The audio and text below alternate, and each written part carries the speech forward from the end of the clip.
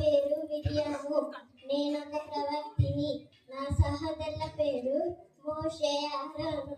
నేను తమ్ముల సితారతో దేవుని ఆరాధించాను. మీరు కూడా దేవుని స్తుతించండి, ఆరాధించండి. నేను ఇక్కడికి బాలయేసుని చూడడానికి వచ్చాను.